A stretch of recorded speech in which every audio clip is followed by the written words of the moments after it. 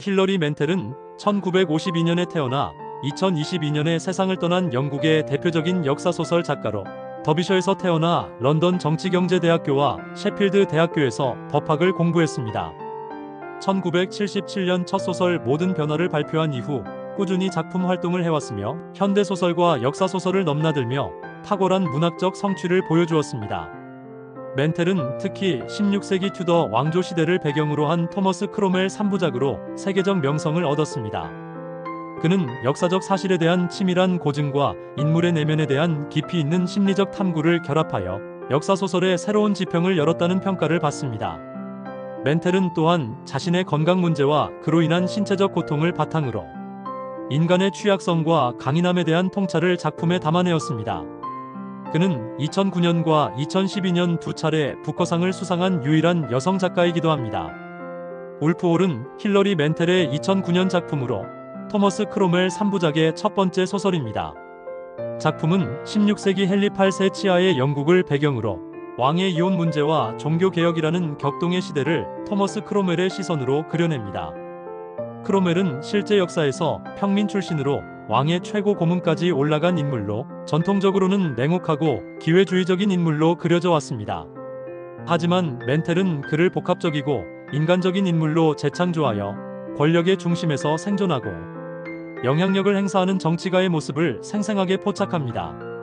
소설의 제목 울프홀은 제인 시모어 가문의 저택 이름으로 헨리 8세의 세 번째 왕비가 될 제인 시모어와 관련된 공간을 의미합니다. 맨텔은 현재 시제를 주로 사용하는 독특한 서술 기법과 크로멜을 지칭할 때 히라는 대명사를 일관되게 사용하는 방식을 통해 독자들이 크로멜의 내면 깊숙이 들어가 그의 생각과 감정을 직접 체험할 수 있도록 합니다. 이 작품은 역사적 인물에 대한 새로운 해석과 뛰어난 문학적 기법으로 2009년 부커상을 수상했으며 후속작 브링 업 더 바디스와 함께 현대 영문학의 걸작으로 평가받고 있습니다. 토머스 크로멜의 이야기는 런던 외곽 푸트니에서 시작됩니다. 그는 대장장이 월터 크로멜의 아들로 태어났습니다. 월터는 폭력적이고 술을 좋아하는 남자였으며 어린 토머스를 자주 때렸습니다. 어느 날 특히 심한 폭행을 당한 후 15살의 토머스는 집을 떠나기로 결심합니다. 가출한 토머스는 대륙으로 건너가 용병이 되었습니다. 그는 이탈리아에서 복무하며 전쟁의 잔혹함을 직접 목격했습니다. 하지만 동시에 그는 이탈리아 르네상스 문화에 노출되어 교육받을 기회를 얻었습니다. 그는 라틴어, 이탈리아어, 프랑스어를 배웠고 법학과 회계에 대한 지식을 습득했습니다. 플랑드르에서는 직물 무역상 밑에서 일하며 상업의 기초를 배웠습니다. 그는 뛰어난 기억력과 수완을 발휘하여 빠르게 인정받았습니다. 이 시기에 그는 인본주의 학자들과 교류하며 에라스무스의 사상에도 영향을 받았습니다. 1520년대 초 토머스는 영국으로 돌아와 런던에서 변호사로 활동하기 시작했습니다. 그는 리즈 윅스와 결혼하여 안나와 그레이스라는 두 딸, 그리고 그레고리라는 아들을 두었습니다. 그는 가족을 깊이 사랑했으며 특히 딸들에게 당시로서는 파격적인 수준의 교육을 시켰습니다.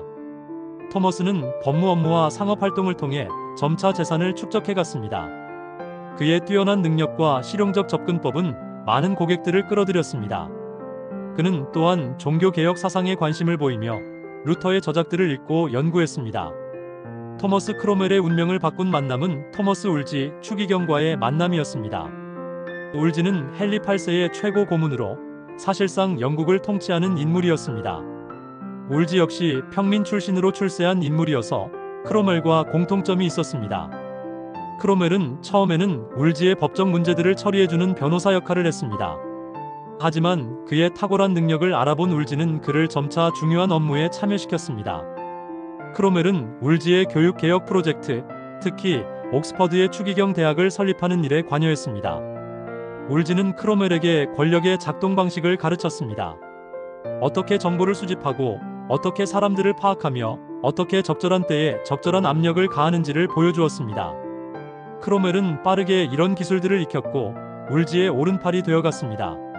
하지만 1520년대 후반부터 헨리 8세의 결혼 문제가 심각한 정치적 이슈로 부상했습니다. 헨리는 캐서린 왕비와의 결혼을 무효화하고 앤 볼린과 결혼하기를 원했습니다. 교황의 허가를 받아내는 것이 울지의 임무였지만 이는 거의 불가능한 일이었습니다. 캐서린 왕비는 신성 로마 황제 카를 5세의 조카였고 카를 5세는 당시 교황을 사실상 통제하고 있었습니다. 따라서 교황이 헨리의 요구를 들어줄 가능성은 매우 낮았습니다. 울지는 이 딜레마를 해결하기 위해 온갖 외교적 수완을 발휘했지만 성공하지 못했습니다. 1529년은 크롬웰에게 개인적으로나 정치적으로나 중요한 해였습니다. 이 해에 그는 최대의 개인적 비극을 경험했습니다.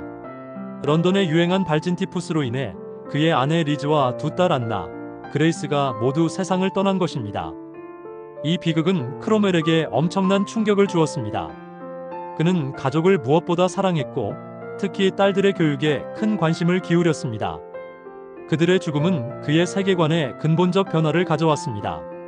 그는 더욱 현실적이고 냉정한 사람이 되었지만 동시에 인간의 취약성과 덧없음에 대해 깊이 깨달았습니다. 같은 해에 울지의 정치적 운명도 끝났습니다. 헨리 8세는 울지가 이혼 문제를 해결하지 못한 것에 대해 분노했고 결국 그를 해임했습니다. 울지는 대역죄로 기소되었고 모든 재산을 몰수당했습니다. 그는 요크로 유배되었다가 1530년 런던으로 돌아오는 도중 레스터에서 병사했습니다. 울지의 몰락은 크롬웰에게도 위험한 상황이었습니다. 울지의 주요 보좌관이었던 그도 연루될 위험이 있었습니다. 많은 사람들이 크롬웰의 정치적 생명이 끝났다고 생각했습니다. 하지만 크롬웰은 이 위기를 오히려 기회로 만들었습니다. 크롬웰은 울지의 재산 정리를 맡으면서 헨리 8세에게 직접 접근할 기회를 얻었습니다. 그는 왕에게 울지의 부채를 정리하고 남은 재산을 왕실에 헌납하겠다고 제안했습니다. 이 과정에서 그는 자신의 능력을 왕에게 직접 보여줄 수 있었습니다. 1529년 크롬웰은 의회에 입성했습니다. 이는 그의 정치적 경력에서 중요한 전환점이었습니다. 그는 타인이 선거구의 의원이 되었는데 이는 아마도 울지의 추천이 있었기 때문일 것입니다. 의회에서 크롬웰은 빠르게 주목받았습니다. 그는 법률에 대한 깊은 이해와 실용적 접근법으로 복잡한 문제들을 해결하는 능력을 보여주었습니다. 특히 그는 울지의 몰락으로 생긴 법적 문제들을 정리하는 데 중요한 역할을 했습니다. 크롬웰은 또한 이 시기에 종교개혁에 대한 자신의 입장을 더욱 명확히 했습니다. 그는 루터의 사상에 영향을 받았지만 급진적 개혁보다는 점진적이고 실용적인 접근을 선호했습니다. 그는 교회 개혁이 정치적 필요에 의해 추진되어야 한다고 생각했습니다. 헨리 8세는 점차 크롬웰의 능력을 인정하기 시작했습니다. 크롬웰은 왕의 이혼 문제에 대해 새로운 해법을 제시했습니다. 그는 교황의 권위에 의존하지 않고 영국 자체의 권위로 이 문제를 해결할 수 있다고 주장했습니다. 크롬웰의 아이디어는 혁신적이었습니다. 그는 영국 교회가 로마 교회로부터 독립하여 헨리 8세가 영국 교회의 수장이 되어야 한다고 제안했습니다. 이렇게 되면 헨리 스스로가 자신의 결혼을 무효화할 수 있다는 것이었습니다. 울지가 몰락한 후 대법관직은 토머스 모어에게 넘어갔습니다. 모어는 뛰어난 인문주의 학자이자 유토피아의 저자로 유명한 인물이었습니다. 하지만 그는 동시에 열렬한 가톨릭 교도였고 종교개혁에 강력히 반대했습니다. 크롬웰과 모어는 여러 면에서 대조적인 인물이었습니다. 모어는 귀족 출신으로 전통적인 교육을 받은 인문주의자였고 크롬웰은 평민 출신으로 실용적 경험을 통해 성장한 실무자였습니다. 종교적으로도 모어는 보수적 가톨릭 교도였고 크롬웰은 개혁적 성향을 가지고 있었습니다. 두 사람의 갈등은 헨리의 이혼 문제를 둘러싸고 첨예해졌습니다. 모어는 왕의 이혼을 인정할 수 없다는 입장이었고 크롬웰은 이를 추진해야 한다고 생각했습니다. 이는 단순한 개인적 갈등을 넘어 영국의 미래 방향을 둘러싼 근본적 대립이었습니다. 크롬웰은 의회를 통해 교회 개혁을 추진했습니다. 그는 성직자들의 특권을 제한하고 교회 재산에 대한 과세를 강화하는 법안들을 통과시켰습니다. 이런 조치들은 모어와 보수적 가톨릭 교도들의 강한 반발을 샀습니다. 1532년 모어는 결국 대법관직을 사임했습니다. 표면적으로는 건강상의 이유였지만 실제로는 왕의 정책에 반대할 수 없어서였습니다. 모어의 사임은 크롬웰에게는 큰 승리였지만 동시에 새로운 책임을 의미했습니다. 1532년 말 헨리 8세와 앤 볼리는 비밀리에 결혼했습니다. 앤은 이미 임신한 상태였고 아이가 적자로 인정받기 위해서는 공식적인 결혼이 필요했습니다. 크로멜은 이 비밀 결혼을 주선하는 데 중요한 역할을 했습니다. 1533년 5월 크랜머 대주교는 헨리와 캐서린의 결혼이 무효라고 선언했습니다. 이어서 헨리와 앤의 결혼이 합법이라고 선언했습니다. 6월에는 앤 볼린의 대관식이 화려하게 거행되었습니다. 크로멜은 이 모든 과정을 조율했습니다. 같은 해 9월 앤 볼린은 딸을 낳았습니다. 이 아이가 훗날 엘리자베스 1세가 되는 엘리자베스 공주였습니다. 헨리는 아들을 기대했기 때문에 실망했지만 크로멜은 이 아이가 특별한 존재가 될 것이라고 예감했습니다. 교황 클레멘스 7세는 헨리의 재혼을 인정하지 않았고 결국 헨리를 파문했습니다. 이로써 영국과 로마 가톨릭 교회의 결별이 공식화되었습니다. 크로멜은 이 상황을 영국 교회의 완전한 독립을 위한 기회로 활용했습니다. 크로멜은 의회를 통해 수장령을 통과시켰습니다. 이 법은 헨리 8세를 영국 교회의 최고 수장으로 선언했습니다. 이로써 영국은 종교적으로도 로마로부터 완전히 독립하게 되었습니다.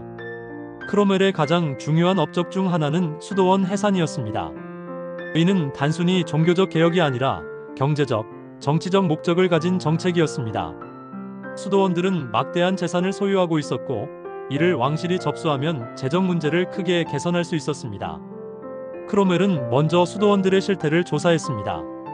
그는 조사관들을 파견하여 수도원의 재정 상태, 도덕적 상태, 종교적 활동 등을 점검하게 했습니다. 이 조사 결과는 많은 수도원들이 부패하고 타락했다는 것을 보여주었습니다. 1536년 작은 수도원들부터 해산하기 시작했습니다. 연간 수입이 200파운드 미만인 수도원들이 대상이었습니다. 이들의 재산은 왕실로 귀속되었고 수도사들은 다른 수도원으로 이주하거나 환속했습니다. 수도원 해산은 큰 사회적 변화를 가져왔습니다. 많은 땅이 새로운 소유주에게 넘어갔고 이는 사회 구조의 변화를 초래했습니다. 특히 중산층과 신흥지주층이 등장하는 계기가 되었습니다. 하지만 수도원 해산은 또한 큰 저항을 불러일으켰습니다. 1536년 링컨셔와 요크셔에서 은총의 순례라고 불리는 대규모 반란이 일어났습니다.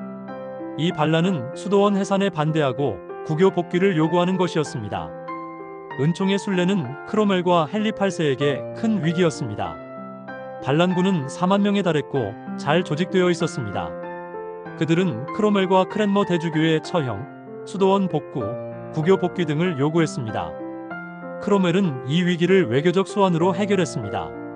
그는 반란군과 협상을 벌여 일시적 휴전을 성사시켰습니다. 동시에 그는 반란군 내부의 분열을 조장하고 온건파를 회유했습니다. 헨리 8세는 처음에는 반란군과 협상할 의향을 보였습니다. 하지만 반란이 진압된 후에는 약속을 어기고 지도자들을 처형했습니다. 이는 크로멜의 조언에 따른 것으로 미래의 반란을 예방하기 위한 조치였습니다. 이 사건을 통해 크로멜은 위기 관리 능력을 입증했습니다. 그는 군사력보다는 정치적 수완으로 위기를 해결했고 이는 그의 정치적 입지를 더욱 강화시켰습니다. 반란 진압 후 수도원 해산은 더욱 가속화되었습니다. 1539년까지 영국의 모든 수도원이 해산되었고 그들의 재산은 왕실로 귀속되었습니다. 이는 영국 역사상 가장 큰 재산 이동 중 하나였습니다. 앤 볼린은 1536년 5월 처형되었습니다. 그녀는 간통, 근친상간, 대역죄 등의 혐의로 기소되었지만 실제로는 아들을 낳지 못한 것이 가장 큰 이유였습니다. 크로멜은 이 사건에서 복잡한 역할을 했습니다. 앤 볼린의 처형 직후 헨리는 제인 시모어와 결혼했습니다. 제인은 앤과는 완전히 다른 성격의 여성이었습니다. 그녀는 조용하고 순종적이었으며 정치에 개입하지 않았습니다. 크로멜은 제인과 좋은 관계를 유지했습니다. 1537년 10월 제인 시모어는 아들을 낳았습니다. 이 아이가 훗날 에드워드 6세가 되는 에드워드 왕자였습니다. 헨리는 마침내 염원하던 아들을 얻었지만 제인은 출산 후 열흘 만에 세상을 떠났습니다. 에드워드 왕자의 탄생은 왕위 계승 문제를 새롭게 만들었다. 크로멜은 왕자의 교육에 관여하면서 개혁적 성향의 교사들을 선발했습니다. 이는 미래 영국의 종교적 방향을 결정하는 중요한 결정이었습니다. 크로멜은 또한 헨리의 새로운 결혼 문제에도 관여해야 했습니다. 왕은 왕위 계승을 더욱 확실히 하기 위해 재혼을 원했다. 크로멜은 유럽의 여러 공주들과 결혼 협상을 벌였습니다. 1530년대 후반 크로멜은 권력의 정점에 있었습니다. 그는 1534년 왕의 수석 비서관이 되었고 1536년에는 추밀원장에 임명되었습니다. 1539년에는 에식스 백작 자귀를 받았습니다. 평민 출신으로는 전례 없는 지위였습니다. 크로멜은 행정체계를 근본적으로 개혁했습니다. 그는 중세적인 관료제를 현대적인 행정체계로 바꾸었습니다. 문서관리 시스템을 정비하고 정책 결정 과정을 체계화했습니다. 그는 또한 정보 수집 네트워크를 구축했습니다. 영국 전역에 정보원들을 배치하고 해외에도 첩보망을 운영했습니다. 이를 통해 그는 정치적 동향을 정확히 파악할 수 있었습니다. 종교 정책에서도 크로멜은 주도적 역할을 했습니다. 그는 영어 성경 번역을 추진했고 이를 모든 교회에 비치하도록 했습니다. 이는 종교 개혁의 중요한 성과 중 하나였습니다. 경제 정책에서도 크로멜의 영향력은 컸습니다. 수도원 해산으로 얻은 재산을 효율적으로 관리하고 무역 진흥 정책을 추진했습니다. 그는 또한 화폐 제도를 개혁하고 세제를 정비했습니다. 1539년 크로멜은 헨리 8세의 네 번째 결혼을 주선했습니다. 상대는 독일 클레부스 공국의 앤이었습니다. 이 결혼은 종교적, 정치적 목적을 가지고 있었습니다. 클레부스는 개신교 세력으로 가톨릭 강국들에 맞서는 동맹을 구축할 수 있었습니다. 크로멜은 한스 홀바인에게 클레부스의 앤의 초상화를 그리게 했고 이를 바탕으로 헨리가 결혼을 결정했습니다. 하지만 1540년 1월 앤이 영국에 도착했을 때 헨리는 큰 실망을 했습니다. 그녀는 초상화와 달리 아름답지 않았고 영어도 하지 못했습니다. 헨리는 결혼식 당일까지도 이 결혼을 취소하려 했지만 외교적 이유로 어쩔 수 없이 결혼했습니다. 하지만 그는 결코 앤을 받아들이지 않았고 곧 이혼을 추진하기 시작했습니다. 이 실패는 크로멜에게 치명적 타격이었습니다. 헨리는 크로멜이 자신을 속였다고 생각했고 그에 대한 신뢰를 잃었습니다. 크로멜의 정적들은 이 기회를 놓치지 않고 그를 공격하기 시작했습니다. 특히 노퍽 공작과 가드너 주교 등 보수파들은 크로멜을 제거하기 위해 연합했습니다. 그들은 크로멜이 너무 급진적인 종교 개혁을 추진하고 있다고 비판했습니다. 제공된 정보의 활용에 대한 모든 책임은 전적으로 사용자 본인에게 있습니다.